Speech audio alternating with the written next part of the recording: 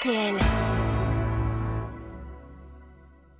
Tout de suite, Laurent Gérard. Bonsoir, Laurent. Bonsoir, c'est la journée du sommeil, mais on travaille encore, vous avez vu? Oui, vous sortez de la sieste, là.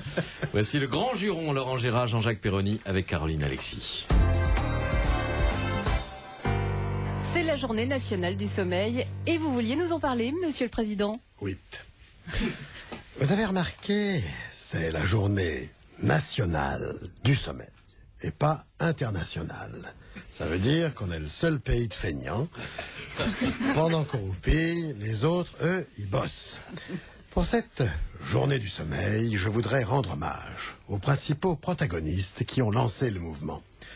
La fonction publique, en règle générale, et certains services, en particulier. Je pense aux employés de la sécurité sociale qui, juste après le déjeuner à la cantine, se réveillent doucement à 15h30, après une sieste réparatrice, juste à temps pour éteindre l'ordinateur et fermer le guichet, alors qu'il y a encore 100 personnes qui attendent avec un ticket.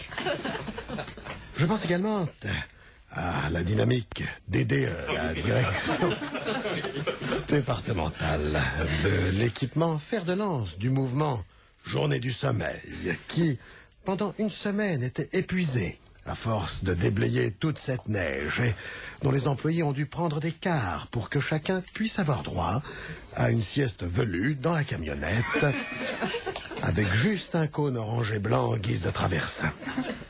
Je voudrais saluer nos compatriotes fonctionnaires corses pour qui c'est tous les jours la journée du sommeil. D'ailleurs, dans les rues de Bastia et d'Ajaccio, les ambulances et les pompiers ne font pas pimpon pour pas les réveiller.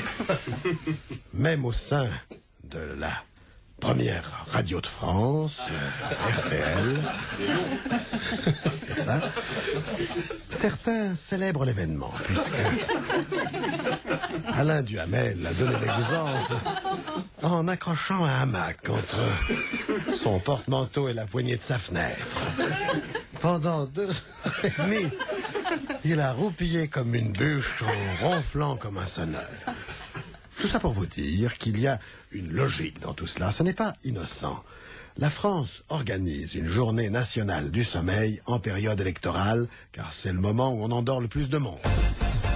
Mais dans cette station, à RTL, il y en a qui ne dorment jamais. Marc-Olivier Fogiel a reçu un militant convaincu de la journée du sommeil. Bonjour, on ne pouvait pas le rater, Aujourd'hui, je reçois le leader de la journée du sommeil, le président de l'association Roupillons sans frontières, Georges Moustaki, bonjour. Georges Moustaki, bonjour. Pendant que je dormais, pendant que je rêvais... Georges, on se réveille. Nous avons toute la vie pour nous amuser. Nous avons toute la mort pour nous reposer. Merci Georges. Après la journée du sommeil, demain, pour la journée du toucher rectal, je recevrai le professeur Robert Mélamoin. Maintenant, nous connaissons le slogan de campagne de Ségolène Royal. Jack Lang, qu'en pensez-vous? C'est à chier.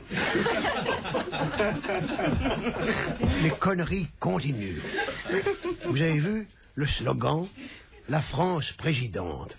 On dirait une pub pour un camembert. D'ailleurs, quand je l'ai vu, je ne l'ai cru. C'est du moment. Camembert, je ne l'ai cru, voilà, c'est fin, non?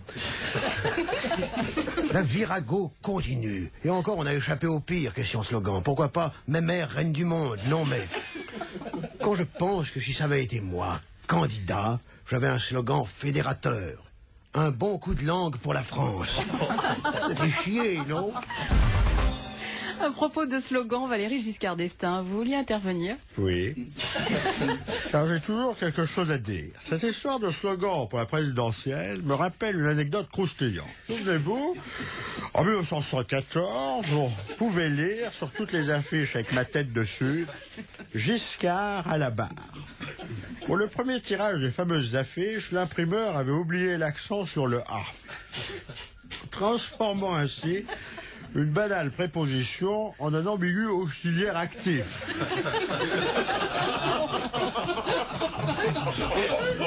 Oui, c'est ça, c'est la grammaire. le slogan Giscard à la barre ne voulait plus du tout dire la même chose. Je passais alors pour un candidat atteint de priapisme. Vous rappelez de la magie des Bourbons. En plus, je recevais un coup de fil de Raymond Barre qui signifiait la faute, rajoutant que le slogan Giscard à la barre était équivoque et que l'électorat pouvait penser que nous étions ensemble dans la vie. Alors que le sien, on parle de slogan, le sien pour la campagne suivante, souvenez-vous, Barre Confiance le faisait passer pour un vieil incontinent. Les questions du jour.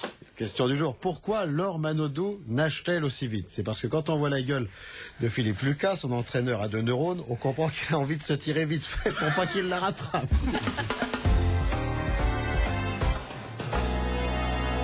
Et voilà, c'était le grand juron de Laurent Gérard et Jean-Jacques Perroni. Les meilleurs moments demain à 9h30 et le prochain épisode à 18h30.